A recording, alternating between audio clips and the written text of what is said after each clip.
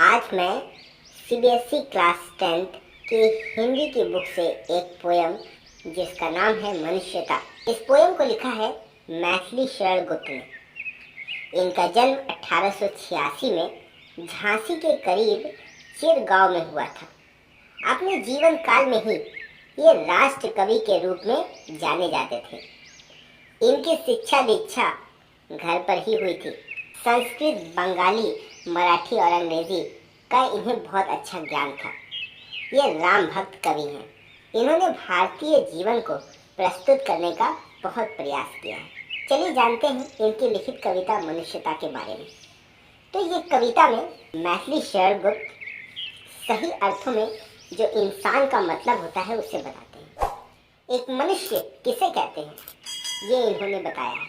कविता में परोपकार की भावना का बखान किया जा रहा है और मनुष्य को भलाई और भाईचारे के रास्ते पर चलने की सलाह दी जा रही है। तो ये कविता इसी पर आधारित है। चलिए हम जानते हैं यहाँ पर लाइन बाय लाइन कविता के मीनिंग को। तो शुरू करते हैं आज के इस वीडियो को। विचार लो कि मर्त हो न मृत्यु से डरो कभी, मरो परंतु यो मरो की याद जो करे सभी।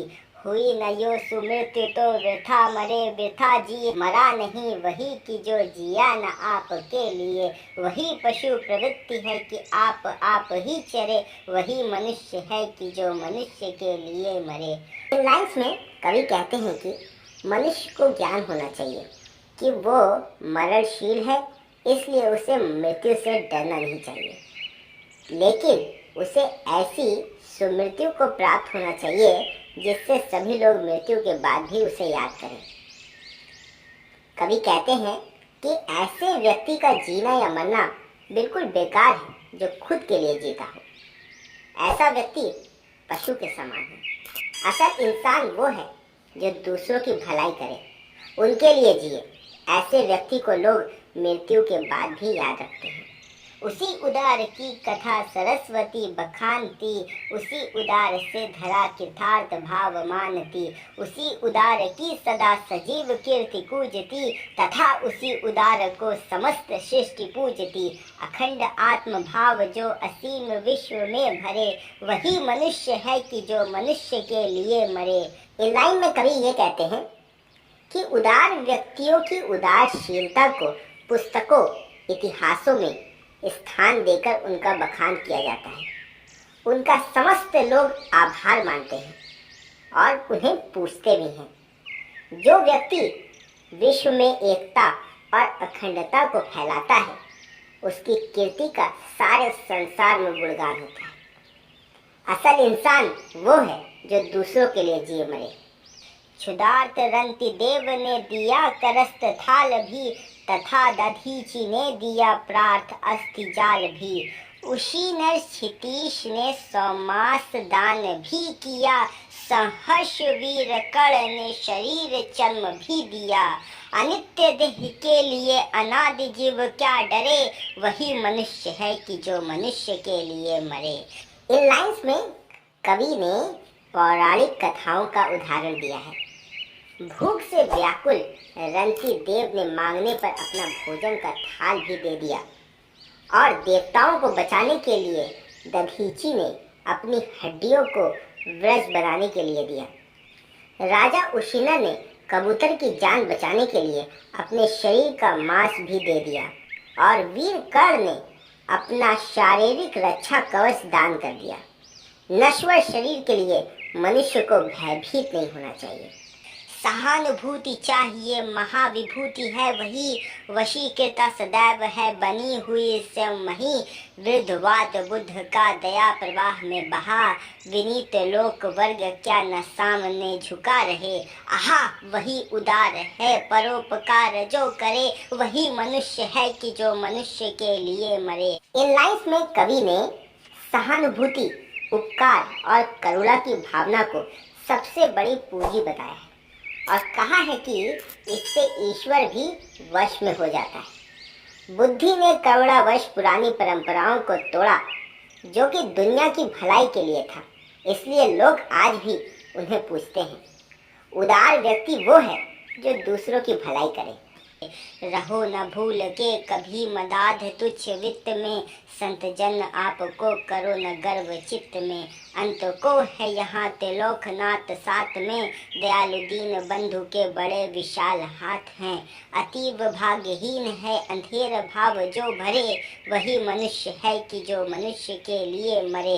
इन लाइन्स में कवि ये कहते हैं कि अगर किसी इंसान के पास यश, धन, दौलत है तो उसे इस बात के गर्व में अंधा होकर दूसरों की उपेक्षा नहीं करनी चाहिए, क्योंकि इस संसार में कोई अनाथ नहीं है। ईश्वर का हाथ सभी के सर पर है। प्रभु के रहते भी जो व्याकुल है वो बड़ा भाग्यहीन है। अनंत अंतरिक्ष में अनंत देव हैं खड़े, समझ ही सौ बाहु जो बड़ा रहे बड़े बड़े। परस्परावलंब से उठो तथा बढ़ो सभी, अभी अमत्र अंक में अपंक हो चढ़ो सभी। रहो न यो कि एक से न काम और का सरे, वही मनुष्य है कि जो मनुष्य के लिए मरे। इन लाइन्स में कवि कहते हैं कि आकाश में असंख्य देवता मौजूद हैं जो अपना हाथ बढ़ाकर परोपकारी और दयालु मनुष्य के स्वागत के लिए खड़े हैं। इसलिए हमें हमेशा सहयोग बनाकर उन ऊंचाइयों को प्राप्त करना चाहिए जहां देवता खुद हमें अपने गोद में बिठाए हुए हैं। मरणशील संसार में हमें एक दूसरे के कल्याण के कामों को करते रहें और खुद का उद्धार भी करते रहें। मनुष्य मात्र बंधु है यही बड़ा विवेक है, पुराण पुरुष स्वयं भू पिता प्रसिद्ध एक है। फलानुसार कर्म के अवश्य ब्रह्म भेद हैं, परंतु अंतरकै में प्रमाण भूत वेद है। अनर्थ है कि बंधु हो न बंधु की व्यथा हरे, वही मनुष्य है कि जो मनुष्य के लिए मरे। सभी मनुष्य एक दूसरे के भाई बंधु हैं, ये बहुत बड़ी समझ है। सबके पिता ईश्वर हैं। भले ही मनुष्य के कर्म अनेक हैं, परंतु उनकी आत्मा में एकता है। कवि यही कहते हैं कि अगर भाई ही भाई की मदद नहीं करेगा तो उसका जीवन व्यर्थ है। यानी हर मनुष्य को दूसरे की मदद को तैयार रहना चाहिए। चलो अभीष्ट मार्ग में संघर्ष खेलते हुए, विपत्ति विप्र जो पड़े उन्हें ढकेलते हुए। घटे न हेल मेल हाँ बढ़े न भिन्नता कभी, अतर्क एक पथ के सतर्क पंथ में सभी।